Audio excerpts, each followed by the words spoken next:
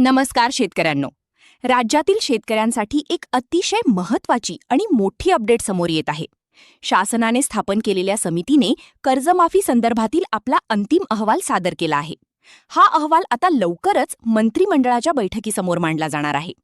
या अहवालानुसार राज्यातील जवळपास 30 ते 35 लाख शेतकऱ्यांना कर्जमाफीचा लाभ मिळण्याची शक्यता आहे.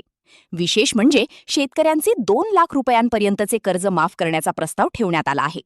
यासोबतच जे शेतकरी नियमितपणे कर्जफेड करतात त्यांना 50,000 रुपयांचे प्रोत्साहन अनुदान देण्याचा विचारही करण्यात आला आहे.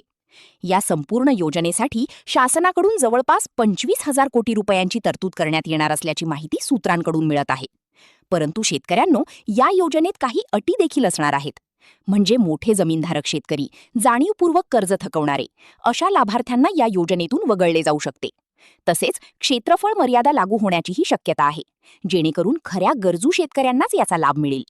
सध्या निवडणुकांमुळे हा अहवाल मंत्रिमंडळात मांडण्यात थोडा उशीर झाला होता, पण आता लवकरच यावर अंतिम निर्णय घेतला जाईल.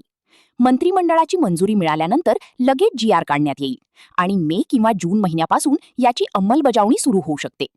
मित्रांनो, आता सर्वांची नजर आहे ती येणाऱ्या मंत्रिमंडळाच्या बैठकीकडे. अंतिम निर्णय झाल्यानंतर लाभार्थ्यांची संख्या वाढणार का? 35 लाखांपेक्षा जास्त शेतकरी यात समाविष्ट होणार का? हे पाहणे महत्त्वाचं ठरणार आहे. अंतिम निर्णय लवकरच. GR मे-जून मध्ये येणार.